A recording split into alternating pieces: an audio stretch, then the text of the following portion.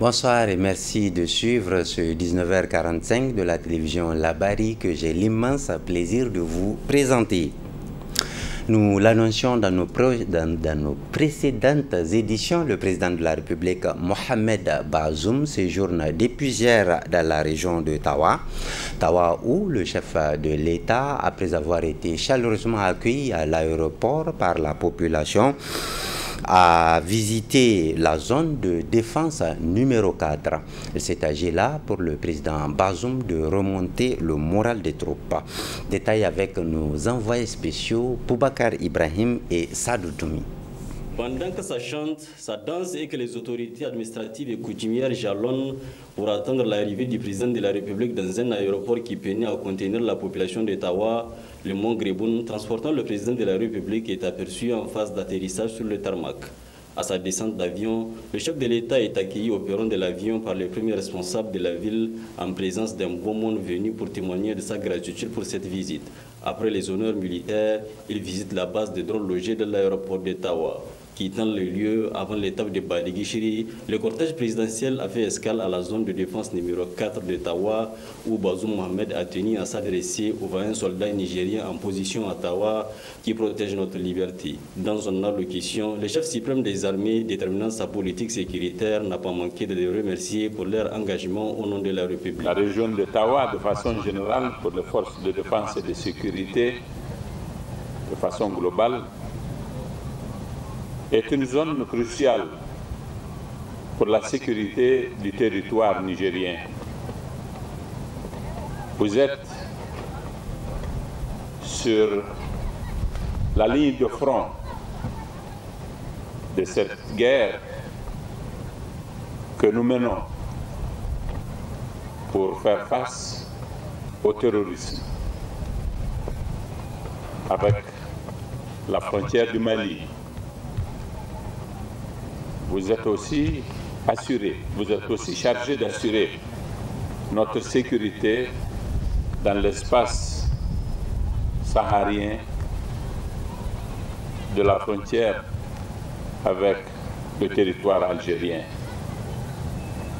J'ai dit que dans le contexte d'aujourd'hui, votre mission à vous est une mission cruciale. Et vous vous êtes acquitté avec beaucoup de succès de la mission qui vous est assignée. Parce qu'en effet, n'étaient les positions que vous occupez à partir de Tilia à Eknewen et tout récemment à Midal, qui sont des positions à partir desquelles vous rayonnez très loin, jusqu'à la frontière malienne, n'étaient ces positions-là, évidemment que notre sécurité aurait été bien affectée. Mais parce que vous venez très loin de vos bases respectives, dans les conditions de difficultés caractéristiques à cette situation, les Nigériens dorment en paix. Il vous est arrivé de connaître des situations d'épreuve, mais vous y avez face avec vaillance, avec dignité. Je suis venu célébrer ces moments de vos batailles qui ont été décisives pour notre sécurité. Et l'aéroport, à la base ou encore à la résidence, les artères de la capitale de l'Ader sont occupés par la population de la ville qui lui souhaitait la bienvenue. Après cet honneur fait aux forces de défense et de sécurité, le président de la République a été l'hôte de la commune rurale de Badiguichiri. Sur place, Mohamed Bazoum y a inauguré la nouvelle cimenterie de Badiguichiri, une unité industrielle qui produira 3000 tonnes de ciment par jour. C'est ce que retrouvons nos envoyés spéciaux Boubacar Ibrahim et Sadou Toumi.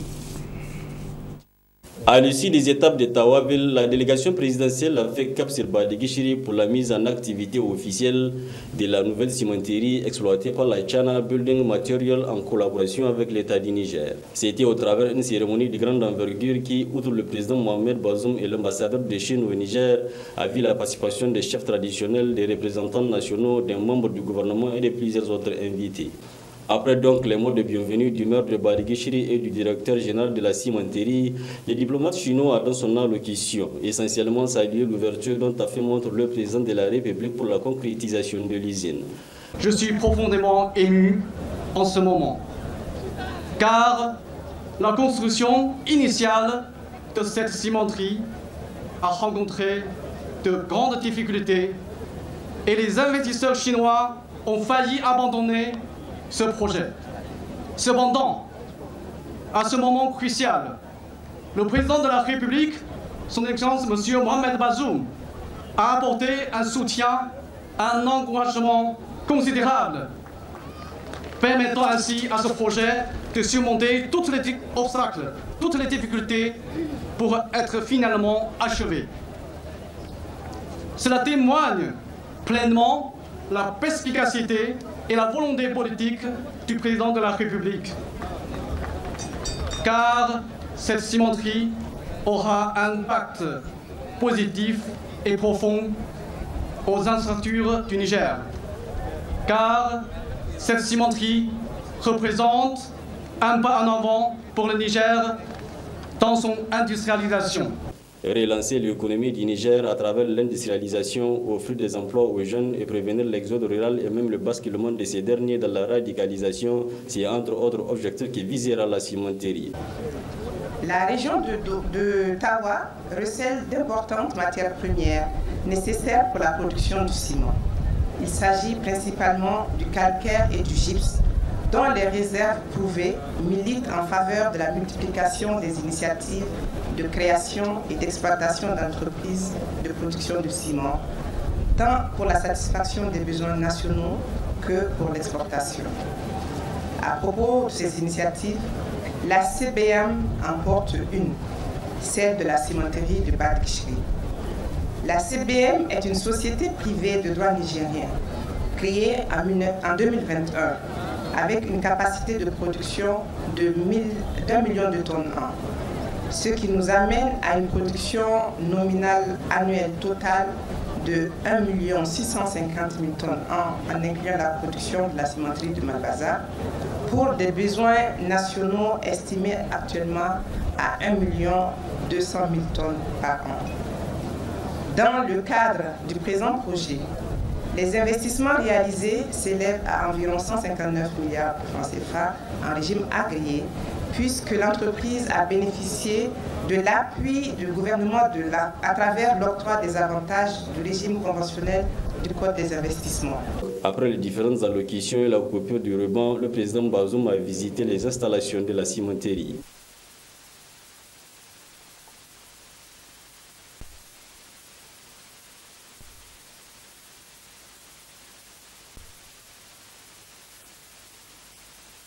Établie sur un terrain plat de 189 hectares, la nouvelle cimenterie de Badiguichiri dispose de sa propre source énergétique produite à base de charbon.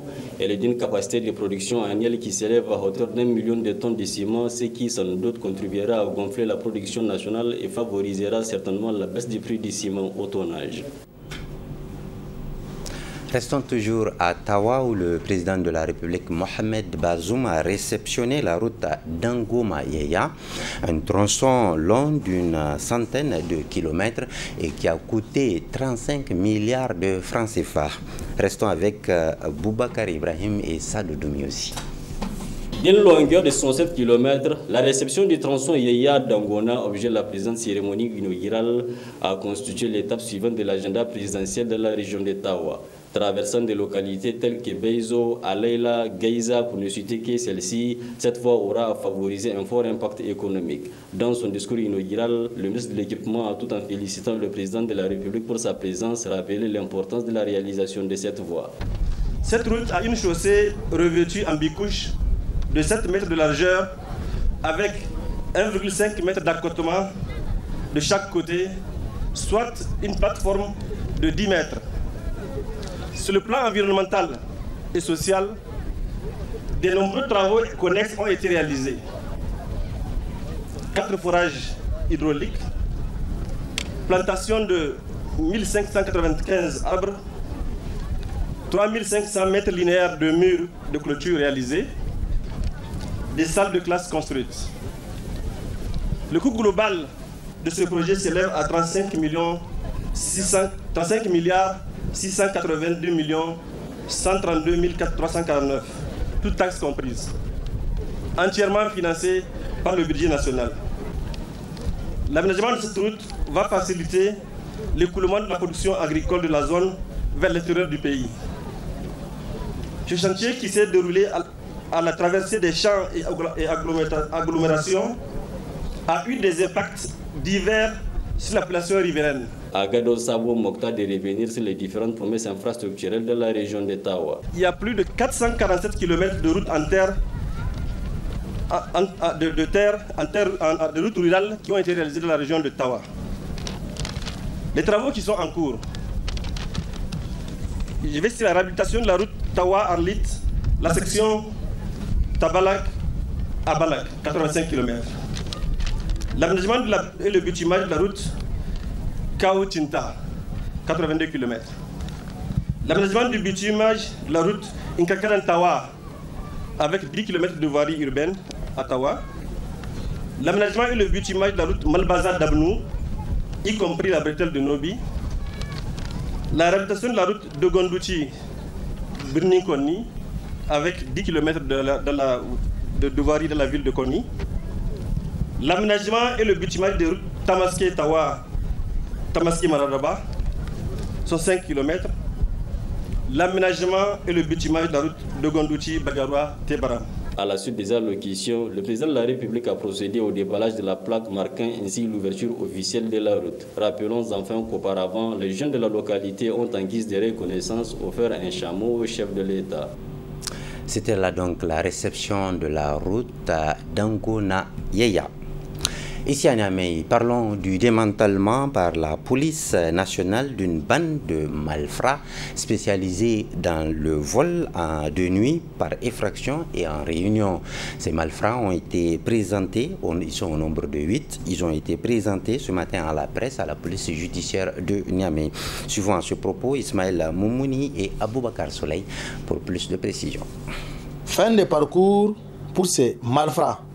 C'est une malfaiteur spécialisée dans le vol de nuit par effraction en réunion dans la ville de Niamey ont fait l'objet de présentation à la presse par la police nationale. Ces malfaiteurs circulent à bord de 2 taxis et des motos. Les boutiques et commerces, généralement non bien sécurisés, constituent leur cible potentielle qu'ils défoncent la nuit à partir de 2 h du matin. Ils affirment avoir commis plus de 10 cas de vol au quartier Bobial, Lazare, Banifandou, Kouarakano, Niamey 2000, 100 mètres et Dangao, et sont auteurs du meurtre par étranglement du vigile d'une boutique de vente de basin sise au quartier Kouarakano. Ils ont causé un préjudice estimé à 40 883 000 francs CFA, sans compter les autres matériels dont ils ignorent la valeur.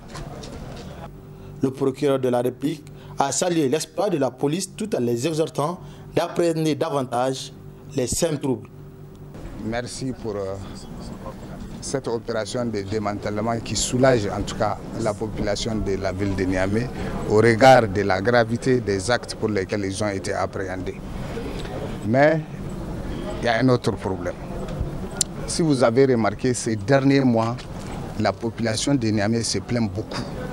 Il y a trop de vols dans les quartiers, des vols à l'arraché commis avec violence. Alors, je pense que cette situation ne doit pas perdurer. Vous devez encore redoubler d'efforts. Je sais que vous faites de votre mieux. Je sais aussi l'engagement dont vous avez fait montre durant tous ces mois-là pour démanteler beaucoup de réseaux les plus dangereux. Mais je vous demande de faire encore plus, puisqu'il y a beaucoup de cas. Je viens d'apprendre avec votre chargé de communication, beaucoup de cas qui n'ont pas encore été élucidés. Alors, je voudrais que vous redoublez d'efforts, que vous redoublez d'engagement et de fermeté dans la traque et le démantèlement de ces réseaux. Pour lutter contre cette criminalité urbaine, la police invite la population à plus de vigilance et de collaboration. L'âge de ces malfrats varie entre 20 et 25 ans. C'est la fin de ce journal, mais le programme se poursuit sur la télévision Labari avec Washington Forum de nos partenaires de la VO Afrique. Bonne réception et à très bientôt, Inch'Allah.